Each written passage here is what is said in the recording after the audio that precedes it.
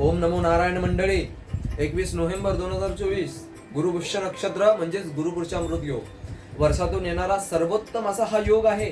या दिवशी काही छोटे छोटे उपाय करा म्हणजे नक्कीच लाभकारक भेटते. या दिवशी घराचा जो काही उंबरठा असेल तुमचा, त्या उंबरठाला हळदीच्या पाण्याने किंवा हळदीचा लेप करून व्यवस्थित धुवून घ्या. लक्ष्मी मातेची कृपा नक्कीच या दिवशी तुमच्यावर होईल.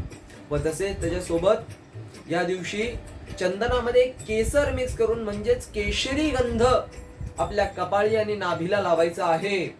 व आणखीन एक उपाय सांगतो, तो म्हणजे एखाद्या पिवळ्या कलरची वस्तू दान करा आणि एखादी पिवळ्या कलरची वस्तू घरात आणा. आता पिवळ्या कलरची वस्तू काय दान कराल, तर एखादी गुळाची ढेप नक्की तुम्ही दान करा. एखाद्या गरजू व्यक्तीला दान करा. एखाद्या मंदिरामध्ये दान केलात तरी हरकत नाही.